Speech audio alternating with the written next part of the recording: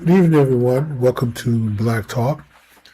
I'm your host, DJ Stewart, and tonight we have a really nice, interesting show. We're going to talk about the comments of Reverend or Pastor. I don't know if it goes by Reverend or Pastor. I'm going to call him Pastor. Tell me quick. I'm not sure which church he pastors or leads, but I did see his a clip of his sermon that he gave, which he was talking about two paths for how to deal with problems, activists. So if you're an activist, political activist, social activist, he talked about these two paths that we used to be on, or maybe still are. Maybe we were on one, and now we're on another. And he did a kind of comparison and contrast of the two paths. And so we're going to talk about that today. I find it very interesting. But before I get started, one, here's our lineup for the week. The two paths for tonight. Black Fatigue on Tuesday. We have our Nigerian Parasites on Wednesday. And then Black Billionaires or Lack Thereof on Thursday. And then on Friday, we're going to finish the show with Black Fathers rather than Stephen A. Smith. We normally save Stephen A. Smith for Friday because he always has something interesting to comment on, which I'm going to start the show off tonight, actually, with a little bit of a criticism. Now, I haven't criticized Mr. Smith on my previous shows whenever he came up in discussion, but I have a little bit of a criticism for him tonight. Not in a really bad way. He's still great at what he does. He's still a great sports journalist. I know the political arena is new to him, but he does a decent job there. So I've only had this one complaint so far. I've watched a few of his shows. And that's not bad. If you can say I watched 3 or 4 shows of his episodes and I only saw one thing that I had an issue with, then that's not too bad. So let's start off with Stephen A. Smith before we get into Pastor Quick. Stephen A. Smith had the mayor of Minnesota, Minneapolis, Minnesota, on his show. And they were talking about ICE and the ICE riots. And the mayor reiterated how he wanted to have ICE removed. He wanted totally stopped, in his city. And Stephen A. asked him a few questions. So here's the thing. Here's my advice. Since Stephen A. likes giving advice to the Democrat Party on how they can win, here's my advice to Stephen A. Smith.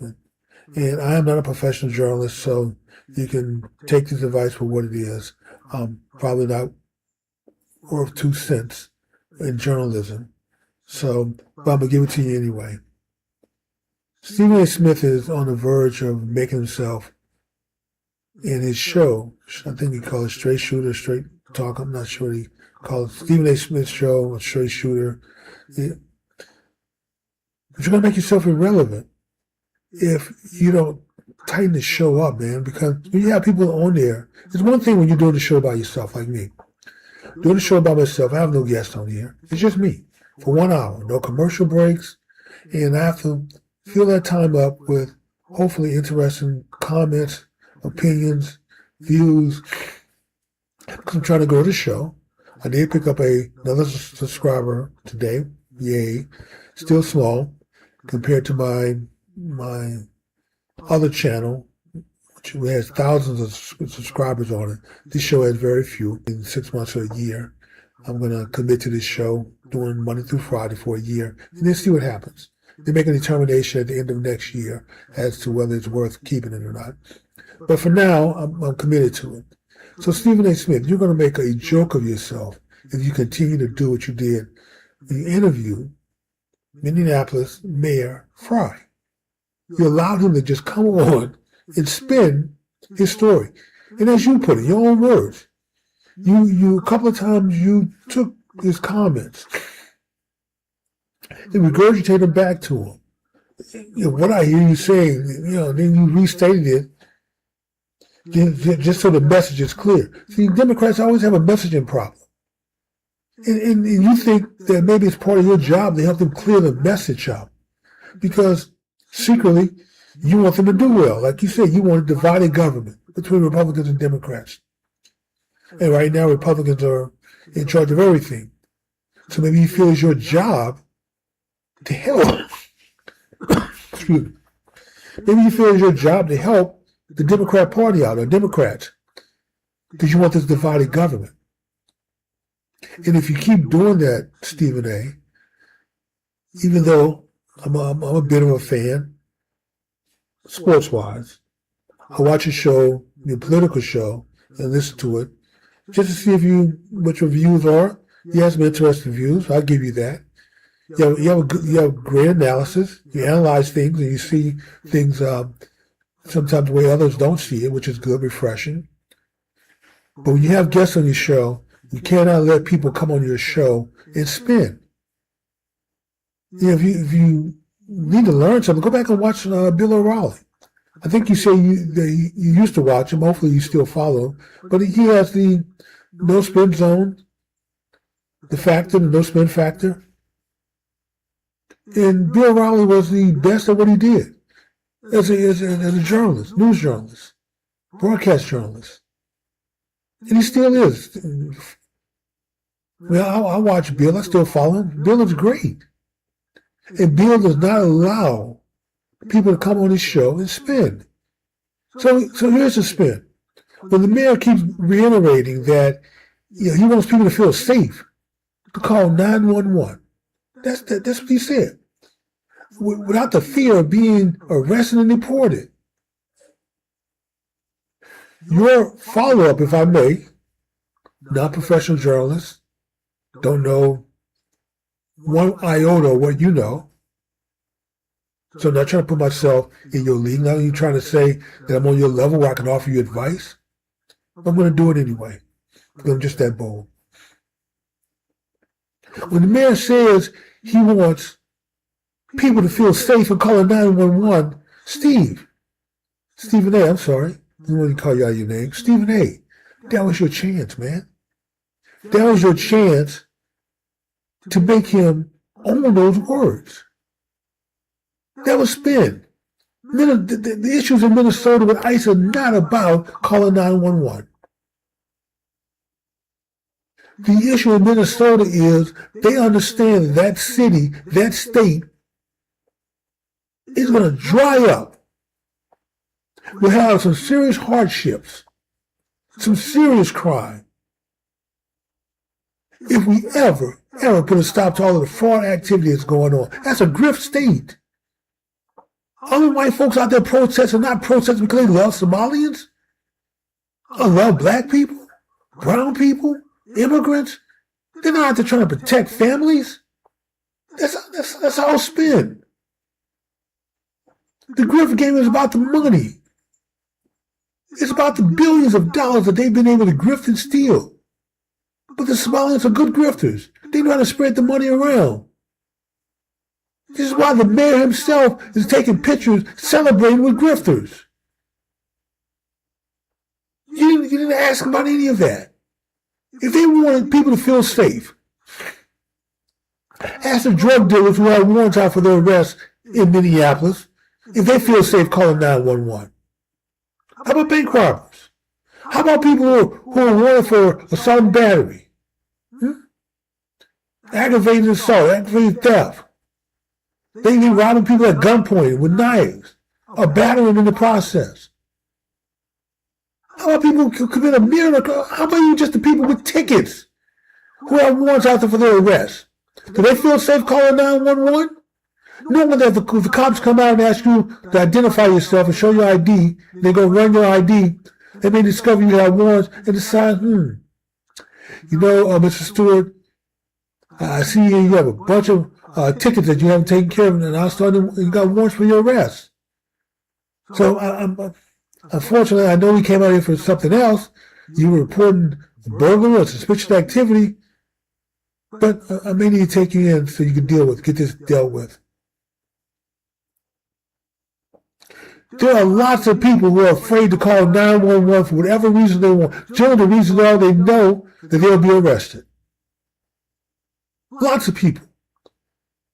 But Mayor Fry is only concerned about the immigrants, the Somalians, who may get picked up if they call 911. That was his spin. And you allowed him to just come on your show. Put that out there several times. It's not our job to do federal enforcement. Really? Huh. Last time I checked, banks, at least federal banks, are the jurisdiction of the federal government. Or how about somebody get kidnapped? Kidnapping is a federal crime. But if I were to go kidnap someone in your city, and the parents call 911 because their child has been kidnapped, your police officer would respond.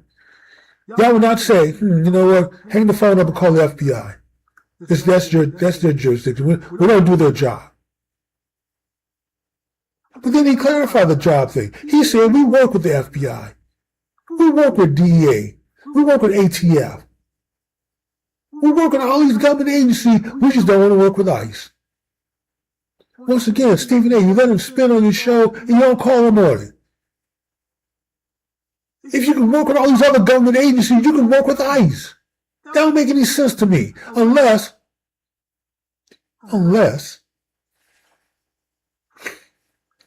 ICE presents a problem for you. And they do. They don't want to run the Somalians off. They don't want to make it where they don't want to come to your city. You need the grifters. When you're a grift state, a grift city, and you benefit from the grift, you look as they fraud the federal government, maybe the state, out of billions of dollars with a B. This is why the folks out there are protecting the grift. They know where the money comes from. So anyway, enough with Stephen A. in his spin show. Hopefully, other people will make the same comment I made. The information will get to him. And hopefully he learns from it. If you don't understand what I'm saying, Stephen A., I know you're on first name basis with Bill. Give him a call. Sean Handy, give him a call. Say, hey, review this show and tell me what you think. They may be able to point out other things that I missed, because I'm not a professional journalist like you guys are.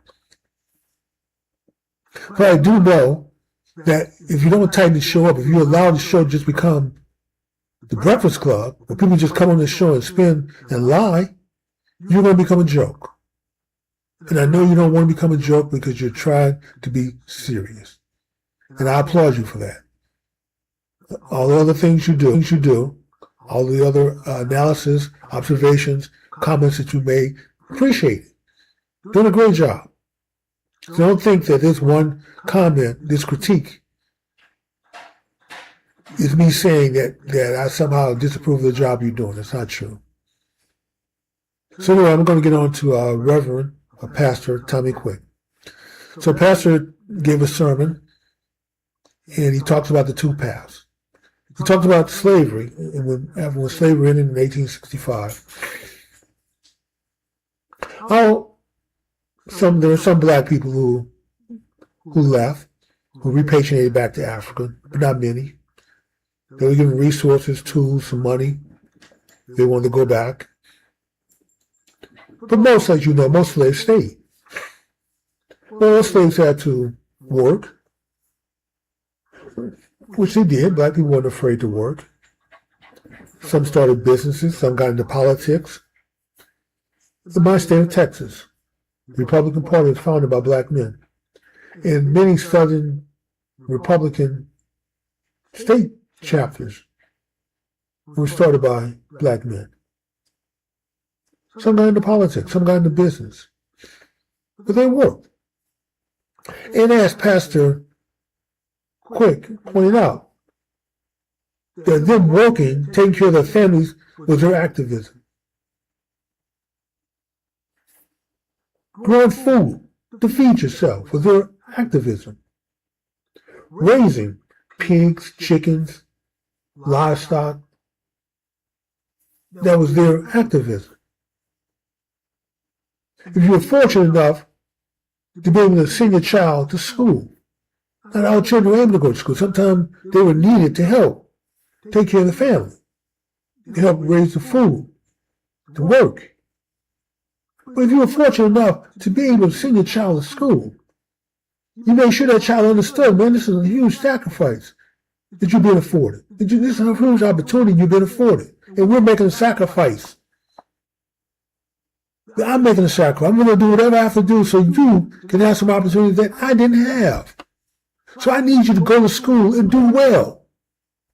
And when you look at the first 4 black high schools, those Paul Dunbar high schools, D.C., Baltimore, Lexington, Kentucky, Fort Worth, Texas, the graduates of those schools read like the whole school of black history. Those kids understood their purpose. When they graduated high school, guess what? They were the ones who went off to college, which is most of them, graduated in less than 4 years. Why? Because they got to the first day in school, they already had 2 years with the college credits.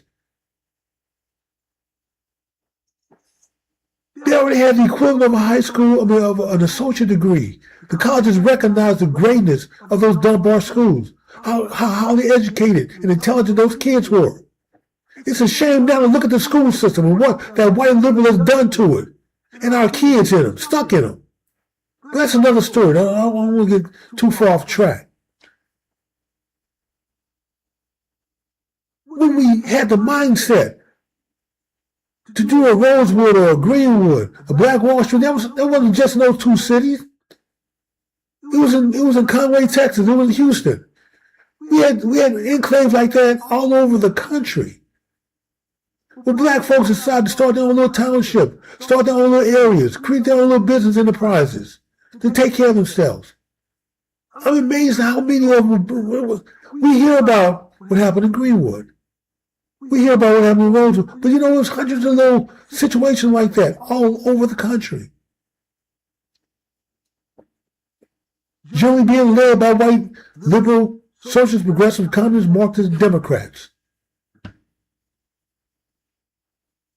But those people doing that, being independent, doing for themselves, with their form of activism. In Greenwood, when the bus service of Tulsa stopped going into the black areas to transport black folks to and from their jobs. No problem, boss. Some doctors got together, put their money together, and went on board buses and started their own bus service. Activism. When the black doctors couldn't go into the white hospitals and treat people, they started their own medical school to provide their own doctors and nurses. They started their own hospital to supply with their own doctors and nurses. Not just their hospital, but black hospitals around the country. Activism. But all that do for yourself type of activism died in the 60s. A senator by the name of Monahan. This is what Pastor Quick points out. He thought it was an issue in the black community because 25% of black children at that time, as the report pointed out, were in a home with an unwed mother. What Monahan didn't understand at the time was not all black people were formally married. But over 90% of black kids in the 60s, going into the 60s, were in a household with a mother and a father. I don't know what everybody's situation was, but a lot of people just didn't get married. Or they had their own little private ceremonies. They didn't have the money to go actually get a marriage license. They just wrote in their Bibles. They went to church. The church recorded it. And so the leaders of the civil rights movement told Monahan and other members of Congress that you're blaming the victim here. That this is not the problem. Because the initial welfare bill was more of a jobs and training program. The thought was if we could just train black men in better professions, give the skills they need to go out and get jobs, incentivize businesses to hire them once they're trained, this will take care of the problem. But the right leader said, no. Forget that training thing. Forget the job thing. That's not what's needed here. Our problem is racism. Our problem is that separate but equal. That construct of separate but equal, put here by white Democrats, white liberals. That's our problem. Our problem is we can't eat at lunch counters with white people. We can't sit in front of the bus with white people. We can't buy homes and move into white neighborhoods. Don't worry about that family thing, man. That's not the issue.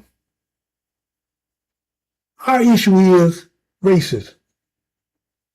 And as Pastor Quick points out, that was a tipping point. Because it wasn't about do for yourself type activism anymore. It was about protesting and marching.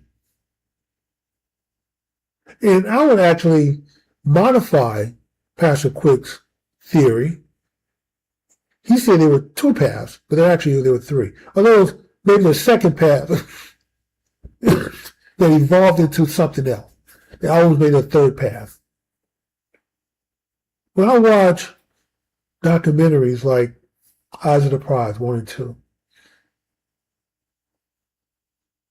and I know that they are, in the documentary, they're chronicling, showing us all the evils of what man against man was willing to do. Well, white folks, that white liberal, socialist, progressive, communist, Marxist, Democrat was willing to do against black people to keep them in their place. If you think those white folks didn't want black kids to be smarter than their kids, they certainly didn't want them to outperform them on the workplace, so you had to keep them out of the workplace. You had to keep them in jobs that white folks did not want, keep them poor, keep them uneducated as best you can. Because that way, the average white person, I don't care what your situation is, you could be the bum on the street with a can begging for coins. And that white person would still feel superior to a black person. Protecting the supremacy of whiteness is what the white Southern Democrat was about. That liberal. That's what that's the whole movement is about. Even today, it's still the same thing. They still want you to think that they somehow have to protect you. How in the world are you going to be my protector? If you are my protector, then that means you're in a superior position than me to protect me. I don't go get financial advice from a guy living under the bridge, homeless, living in a cardboard box. I look at my financial situation, no matter how bad it is or how great it is, and I will still feel superior. My financial situation, not as a person superior, but my financial situation will still be superior to the guy sleeping in a cardboard box under the bridge. There's nothing that person can tell me about my finances or what to do to get ahead. Nothing. Because he's in an inferior position to be offering advice. I started the show off talking about Stephen A. Smith. Well-experienced journalist, one of the best at what he does in sports journalism. He's breaking into news and politics okay, great. Still, I'm not in a superior position to be advising them or to be, I can critique them, tell them what my opinions or my thoughts are. But I'm not in a superior position, broadcast-wise. But that white liberal feels it's their place. And then you have a place, they have a place. Their place is to reign over you. Their place is to make sure your kids don't compete with their kids for jobs and resources. Their job is to make sure you can afford to move into their neighborhoods. And if you do, and you exceed 12%, white flight kicks in. And that's not me saying that. The University of Chicago put that study together years ago.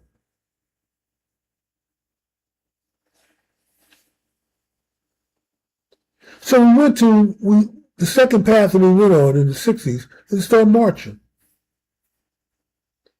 And like I said, when I watch Eyes of the Prize 1 and 2, one of the things that impressed me the most was how well dressed the protesters were, the marchers. They weren't protesting. They were protesters, but they were marching. They were fighting for recognition for their civil rights. Well dressed, all the women in dresses, pearls, their hats on.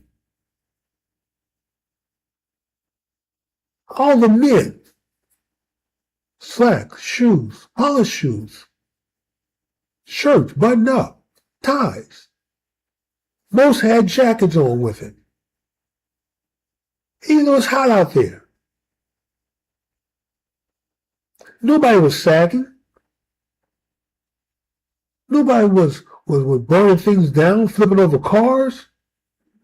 That type of protest came along and evolved into that. And I think that's the second path that Pastor Quick is talking about. That's where we are now. Let a white officer shoot and kill a black man. No one asks the question is whether it's justified or not. They don't really care. Just the fact it was white officer, black victim. Well, not even a victim, just a black person getting shot, killed. Black folks just lose their mind. Not black folks. Black folks don't lose their mind. I take that back. I'm sorry. I'm a black folk. My wife is a black folk. We don't lose our mind. Black folks don't lose their mind. Niggers lose their minds. Start rioting, start burning things out, enjoying their neighborhoods. Looting. What the hell business is going to want to come and service you in your community when you have those kind of threats hanging over your head? You mean to tell me you just one death away from everything you invested in, everything you saved for, to start your business being burned down and looted?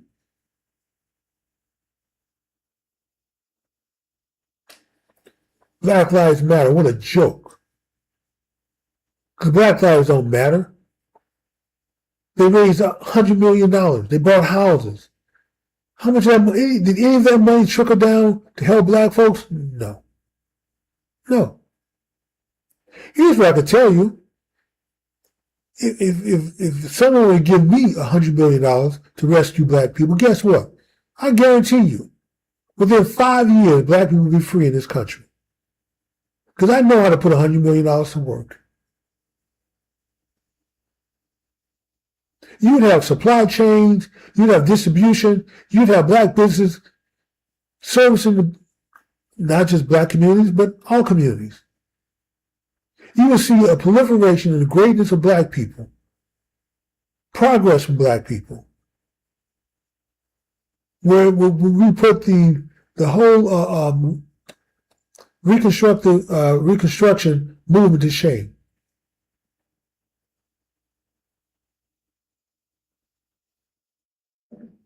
But yet, Black Lives Matter went through $100 million and all they have to show for is their fancy housing, patent invoices, paying everybody, all their friends and family members, put them on the payroll for outrageous amounts of money that they can't earn anyplace else. NFL shipping in money. All these corporations chipping in money. What a joke.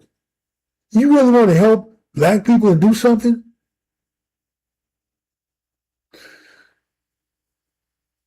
Help those who seek out doing business with you. IBM, the NFL. Expand, give some special consideration. This is the time that I don't mind a little affirmative action. Give some special consideration to black vendors who want to sell NFL products. Maybe they don't have the money to buy a license. Maybe you can work something out where we can Maybe it wouldn't be fair to sell it to you at a discount when everybody else has paid full price. But maybe we can set up in a space with our licensed merchandise. You can set some of that profit aside to catch up or to finish paying this off. There are things that you can do creatively to work this out. Giving money to Black Lives Matter was not the answer.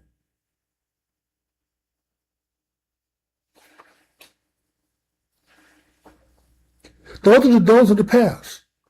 We're still on that stupid, ignorant path right now. Listen to celebrities.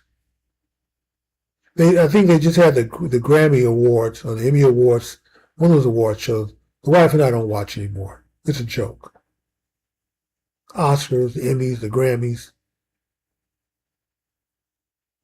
I'm not sure about the country, the CMAs. Maybe they're a little more down to earth. I don't know. I don't watch them either. Only because I'm not really big into country music.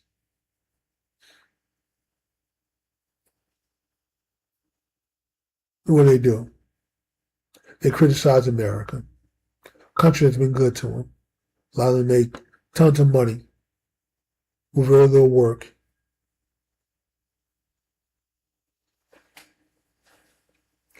And they get on TV, and then it's one after the other, just talking heads, bobbleheads, just talking. How bad America is. You know what? If America's that goddamn bad, leave. I mean, I'm so sick of these these celebrities threatening to leave if Trump's elected. I'm going to move the camera, I'm going to move the... You know what? Tell your ass. Go. All this talk for anyway. Nobody gives a rat's ass or two rat's ass if you do leave. Go. Rosie O'Donnell's over in, I think, Ireland, somewhere, Scotland, Ireland. And she's still... Nobody's even giving her a second thought, or a first thought for that matter. Other than Trump calling her a fat pig years ago, he hadn't even mentioned it, but she's still over there criticizing Trump. He lives rent-free in her head.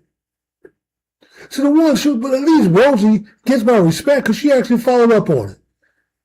All you folks who just talk about leaving and don't leave, Whoopi Goldberg, you know who I'm talking to.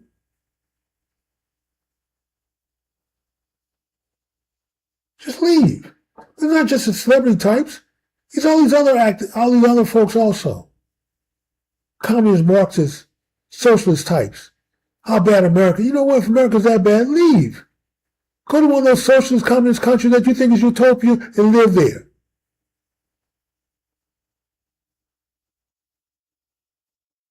Reverend Pastor Quick also talked about keeping the family intact. We had intact families. With Path 1, that type of activism. We had strong families. We tried to do for ourselves because we knew we couldn't count on white people. Couldn't go in their stores, couldn't eat at their lunch counters. But somehow, being self-sufficient, taking care of ourselves wasn't good enough. We had to start setting our eyes on sitting in white counters, eating with white folks, riding the bus with white people. Just imagine where we'd be today if we had stuck to Path 1 and continued to just do for ourselves. If you don't want us in your neighborhood, fine. We'll build houses over in our neighborhood. They're just as nice. We don't have to be in your neighborhood to have something nice. Unfortunately, today you do. Because the areas that we move into quickly become slum. Proven point. I don't know about all of America, but I can tell you about Dallas, where I lived and grew up. I mean, as a child, Oak Cliff was a nice place to live. Kessler Park, Stevens Park, Fair Park area. That's when it was mostly white people. Because black people started slowly moving in, white people moved out. A few white people now start to move back into the Fair Park area because land is cheap and there's no more land in Dallas to grow. So they're starting to, but even now, leaders are starting to complain from gentrification. But the land wouldn't be cheap if you took care of it, put some value into it. Polk Street in Dallas used to be lined with subdivisions and nice houses and neighborhoods. Some of the houses are still nice. There's a few little pockets over there, but it's slowly turning into a slum.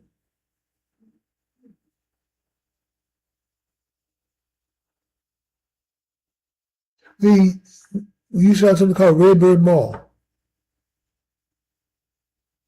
Sears and Montgomery Ward's and J.C. Penney's and Dillard's, other shops were there. That was just a place to go hang out. Now I think it's called Black Center Mall. Some people call it, Blackbird Mall. It's like it's like a bazaar now. I don't think there are any major stores there. All the major stores pulled out. Sam's used to be off Ledbetter. Had a nice facility. Kmart's, gone. Sears, gone. Sam's, gone. What's there now is like it's called Big T Bazaar. Bunch of little Asian vendors stuck up in there selling knockoffs. And the same thing with the Kmart store. And see, it never occurred to the folks who live down there that as these companies move out, this is your opportunity to move in and replace it and make it just as nice. Didn't happen. Won't happen. So our thought is that we have to go move and live around white people to have something nice.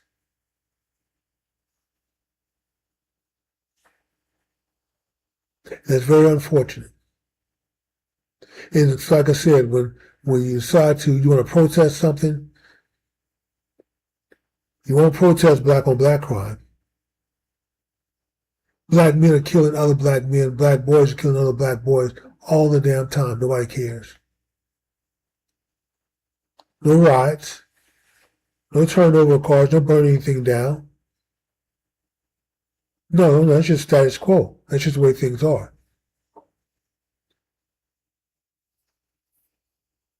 But let a white cop shoot a black person.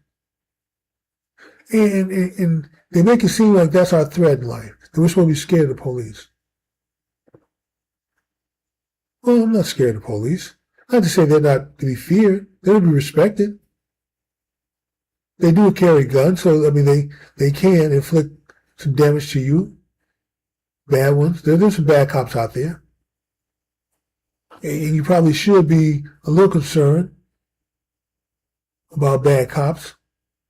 They're not all bad. Most of them are good. But there are some bad ones out there.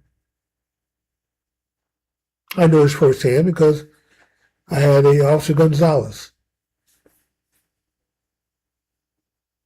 My only bad experience with a cop was him. He was Hispanic. Pulling guns on me, my wife's dog, trying to make her go back in the house so she can't witness anything, and she's just standing in her own yard. I had gone over to her house to pick her up for a trip, and he pulled me over. But he didn't want any witnesses around, asking for a supervisor. A supervisor came with another officer.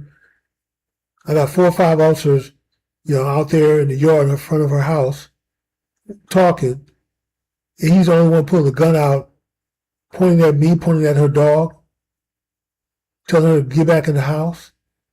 That's how out of control he was. 2 months later, he was hit by a drunk driver, killed on Interstate Highway 635. Survived by a wife and 2 kids. I feel for his kids. I feel for his wife. I don't feel for him because he arrested me, threw me in jail. And when I was in jail, I was in there with like 20 other guys in a holding cell. Asked them, what are you in for? They said, assault an officer. And I'm thinking to myself, man, guy after guy's in there for assault an officer. That's a charge. I'm thinking to myself, how dumb are y'all to be sitting there fighting with officers? And finally, I'm talking to one guy, getting the details. Like, what, did you get into a fight or something? Were you struggling? What was going? How are you? What were you doing? Were you fighting? It's like, no, I just cursed at him. I just said, it's a family show. I said F you, or I said shit out of frustration. He said something out of frustration.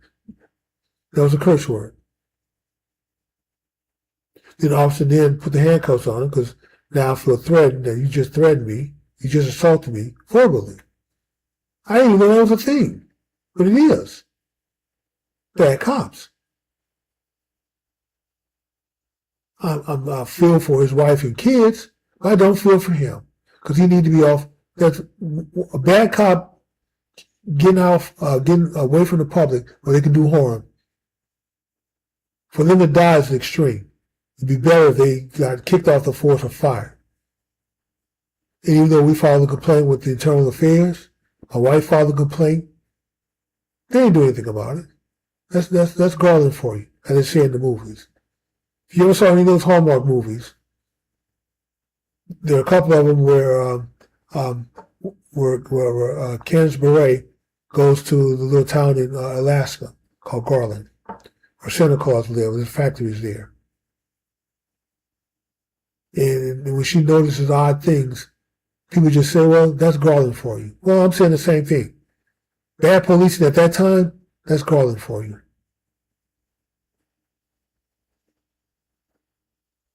So and his other point was, Pastor Quick, was you are protesting against ICE.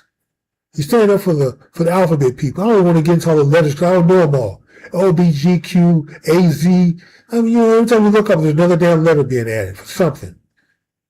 When I first heard, I heard about that. I remember the L, the G, the B, and the T. I thought it was just 4 letters. LBGT. Then people started realizing these other letters. I thought it was a joke. I thought they were just having a little fun and the other alphabets. Till I realized, wait a minute, there's too many people. How many people in on this joke? And I realized it was me. I'm the one who don't know. I'm the one who left out, who didn't keep up. It's not a joke. They just keep adding alphabets. So I just call them alphabet people. No disrespect. Because I don't have the time or the effort. I don't want to make the time or the effort to try to keep up with all your damn letters. If you think that makes me a bad person, then so okay, then so be it. I take it. I'm a bad person under that criteria and that standard. You're standing up for alphabet people. You're standing up for men playing in women's sports, boys and girls bathroom. You don't say a word when those boys are raping little girls in the bathroom. I have 3 daughters. There's no way in the world I want boys going to the bathroom with them when they're in school. I don't want men in women's sports. Because men have an advantage when it comes to physical activity. When a high school team, not even state champion team, just a high school soccer team, select team, which generally that means they're some of the best players from other teams. Okay, it's a select team. But when they're able to beat, teenage boys able to beat the World Cup champions in soccer, the women, 5-1, that's scum. Or high school basketball team being able to beat the WNBA All-Stars. No, I don't want boys or men playing in women's sports. Some things should be sacred. Some things should be hallowed. Should be reserved for women. It took them a long time for that carve out. For Title IX to have a little protection. And these white liberal, social progressive, communist, Marxist, Democrats want to take it away from it. They're minions. Nigger minions. Political niggers is what I call them. So y'all fighting for them, but you don't fight for your own family. You don't fight to keep your family intact. 77%, 2/7, of black kids are in a home to a single black parent, generally women. But you fight for other people's community and their issues, but you don't even fight to keep your family together. The unitement of black women to stay together. To stay involved in their children's life. To provide for their children. Without the state getting involved and forcing you on child support. But you're willing to go fight other people's battle. The NAACP. encourage you to go out and fight for illegal immigrants. People who are broken the law. The NAACP don't even fight for black criminals. But you're fighting the fight for illegal criminals? What sense does that make? You're fighting to keep other families intact when your families are being destroyed. Over 2 million black folks are sitting in prison right now. These folks are somebody's husbands, somebody's wives, somebody's mothers and fathers, somebody's daughters and sons, brothers and sisters, cousins, friends. All those folks sitting up in prison belong to somebody. They have some family. They weren't born in a test tube. But the NAACP don't care about any of those folks sitting in jail. Those families that have been broken up and destroyed. But when it comes to illegal immigrants who are in the country illegally breaking the law, even though the government told you they're trying to prioritize the worst offenders. That's not to say that the person that is interested for a better life and working, not breaking the law, any other laws, won't be affected at some point, but it's not our priority right now.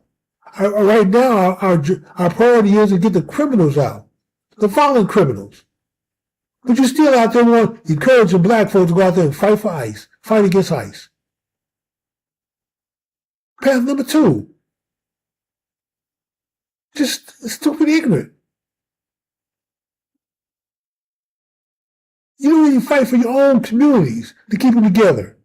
You don't fight for your children to get a better education, to get out of these failing schools. You don't fight for your own families, but you don't go fight other people's causes. That's our activists today. That's the NAACP for you today. That's the Urban League for you today.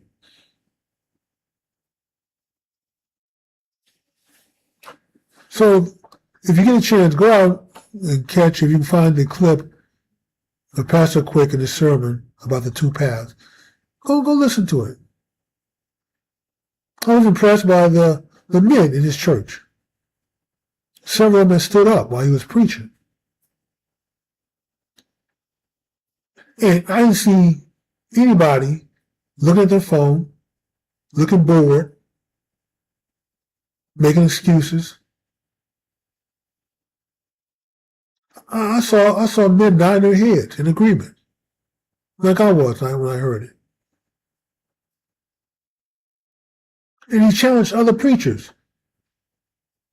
Stop with this. Get off path 2. That's not what we need right now. Saving African people, fighting for their cause is not our issue. Boys and girls bathroom is not our issue. Men and women's sports is not our issue. Protecting Somalians so they can fraud the government is not our issue. Open borders is not our issue. Keeping folks who break our laws from going to jail and break up their families is not our issue. Get back on path 1. Preachers should preach to the congregation to get back on path 1. We need strong black families. We need strong fathers in the household. Not these weak beta guys that the women don't want. Women don't want betas. This is why the bad boy gets more play than supposedly good guys. Good guys are just a bunch of betas with no backbone, no spine, no game. And the bad boys are not any better because they're bad. They're bad for a reason. We call them bad boys for a reason. The women are more drawn to their strength, the strength of character, even though it's bad character, than they are to these weaklings. They marry the betas. Now, don't get me wrong, they're marrying to have babies for them. And they tolerate them for as long as they can, which is about 7 years. While the college-educated woman, this is a stat for you, the average college-educated woman who gets married after college is divorced within 7 years. Why? Because she married a beta and she just can't stand him anymore. She just can't stand his weakness anymore. 65% of them are divorced in 7 years. The other 35% who stay Oh, they don't stay because they have good men. They have betas also. But they feel they have too much to lose. They want to start over with somebody else. You may as well just stick it out.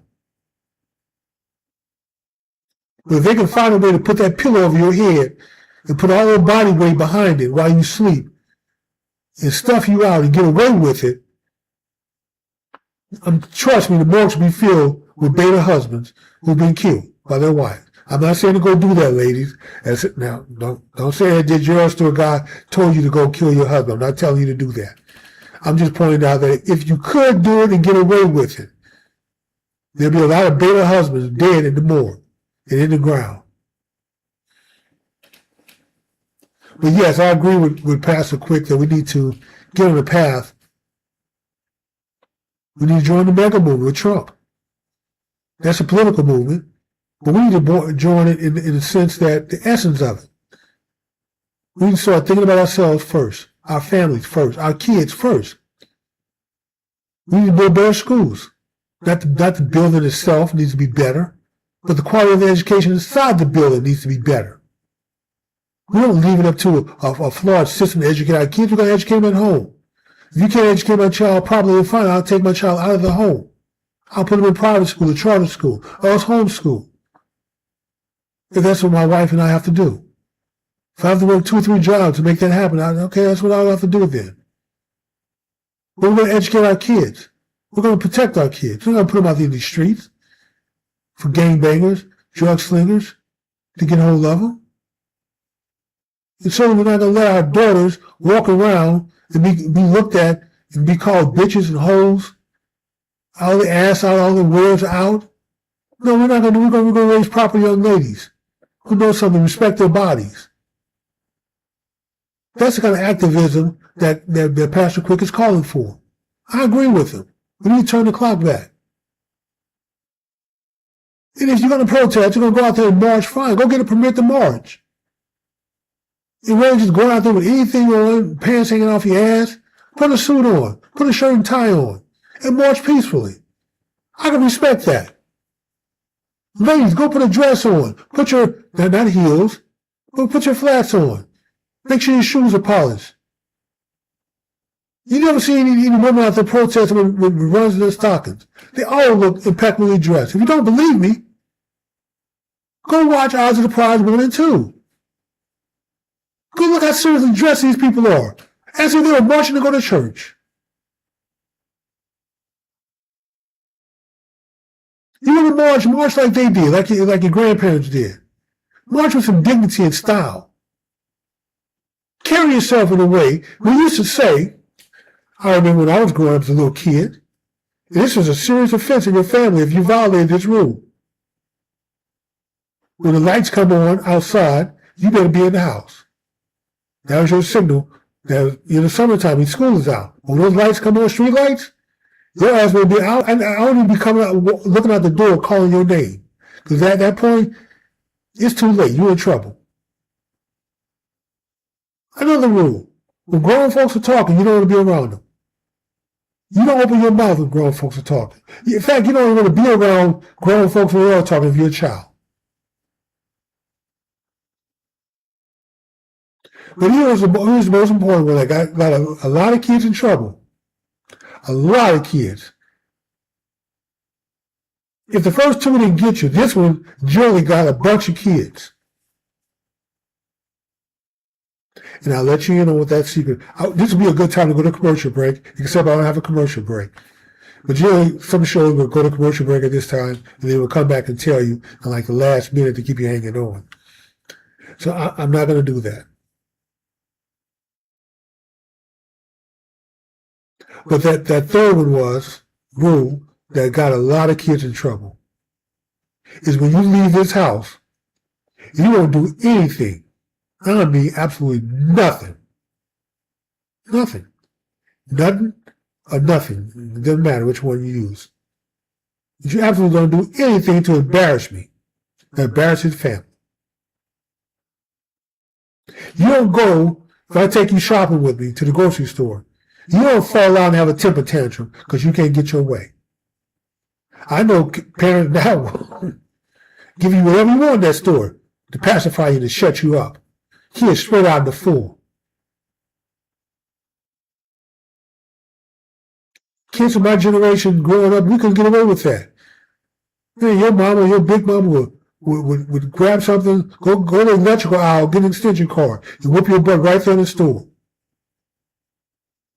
She be whooping you in the store, in the car, when you got back home, when your dad got home. And don't be somewhere where the neighbors could see you.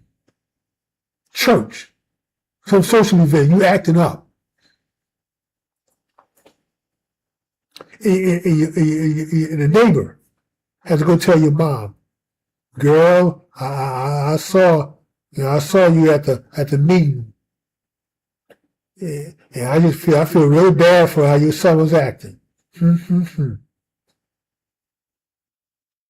Well, you get ready to get a major beat down for embarrassing your family that way. Or when you got knocked up and you weren't married, you had to leave because of embarrassment to the family. You had to go somewhere. You had to come back years later, claim that the father of your son was killed in the war or died in an accident. So people wouldn't know that you were raising a child by yourself, unwed mother. Back when we had some sense, we had some decency. That was our culture. We're taken away from us now because there is no shame now. We're willing to do anything. Parade our girls around, fight for other people's causes, let our neighborhoods fall apart, let our families fall apart. Don't give a damn about our kids and the quality of education they're getting in a world that's becoming more global, more AI than ever before. And our kids don't have the skills to compete. And you allow that to happen. But yet you want to go fight for other people's causes. Like Bernie Mac said, you're not a fool. You're a damn fool. Anyway, it's almost my time. I just want to say, for those watching the show, either live or streaming it, thank you so much for the time. Leave me your comments, please. I'm still working on getting my live chat working. I know it's enabled, and with the virtual studio that I use, OBS software, I clicked it off and I don't know how to click it back on, so I'm still trying to figure that out. I'll get it figured out. Pretty smart guy. But thank you so much for watching the show live or streaming the show. If you have comments, please leave me your comments. I'll do my absolute best to try to respond to each and every one of them. That's possible. I think you may have to be a member to leave a comment. I'm not totally sure, but I think you may. But at least a subscriber or a member. So I'll check and see. And then as you go about your life, once again, I'm going to leave you with a challenge. And this challenge is for everyone, and definitely for future generations of Black folks. We need to start making an effort to leave a legacy. And this comes from a poem called Flanders Field. And of course, for those who keep up with poetry or keep up with literature, know that Flanders Field is a poem that was written to remind those people who actually lived after World War I of the tremendous sacrifice those dead soldiers, both black and white, had made. And for you never to forget the challenge that's always on your shoulders for what they've done. And it goes a little bit like this. To you failing hands, we pass the torch. Be yours to hold it high. If ye break faith with us who die, we shall not sleep, though poppies blow in Flanders Field. God bless you all.